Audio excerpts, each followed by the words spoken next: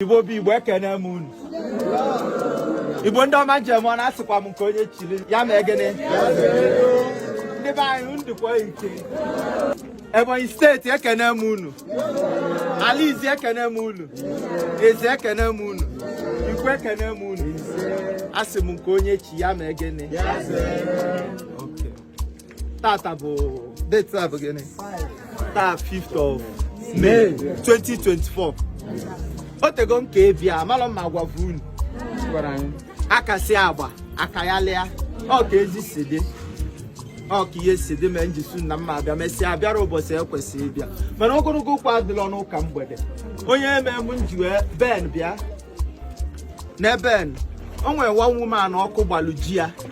n'Ezamgbo come on down the woman ka njesi wee fụ maka ọ Ben duje m na nke the woman ọkụ nna anụ ya na-ekwu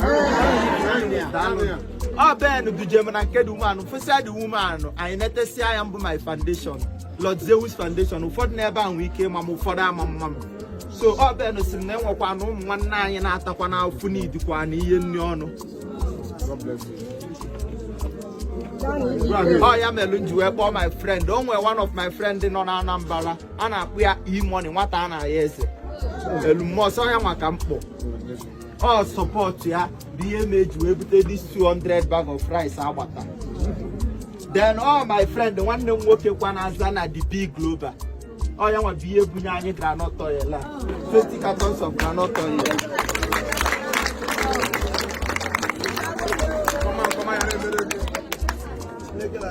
then ezigbote ọyị m nwoke ndị mụ na fa na-emekọ ihe mma akpụ ya ụmụ alọba ma onwe ya na-akpọ ụmụ alọba onwe ikwe akpọji ụmụ arọba bụ ndị ọyị so ọ Siman Global na Fusion fana bụ ihe bunye m this 150 cartons of Indomie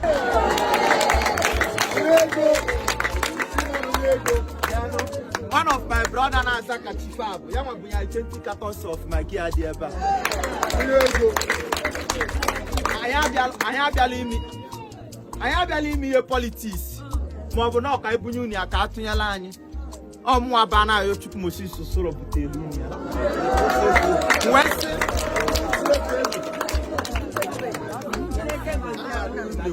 nwesị na okwu nji wee bịa ebe a n'ihe ọbụla m lụọ n'isi rice a na-ebunye unu ya dịkwa n'isi m ọ bụ na nlo unu mmanụ unu lisia rice ahụ na-elite ndụ onwere oge mma akali mmadụ niile dị ebe a ndụ dịkwa m n'ime ndụ dịkwa ndị weta ya n'ime ọ bụkwa na asị nọ m butelu unu ya unu lisi unu elute alụ ọnwụ dịkwa m alụ ọnwụ dịkwa ndị butere ya obi ọcha m ka m ji bute rice ọ bụla na anyị enweka ebe anyị dọbala ego ibi na emergency ka ọ da wee kpọsịa ndị bunye m ihe anụnwa onwere onye bunye m ya bụ onye Ebonyi maọbụ Enugu fancha bụ Anambra iji gosi na ada akpa oke so abịago m n'anya kịta afụ na mmadụ na-achọlụ dịka fa akali ọ bụrụ na groundnut oil zuru gị iwelu groundnut oil ọ bụrụ na rice zuru gị iwelu rice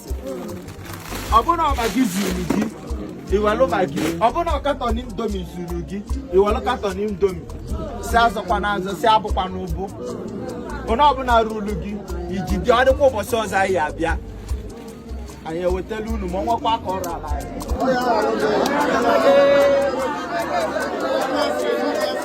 Lordzeus Family Foundation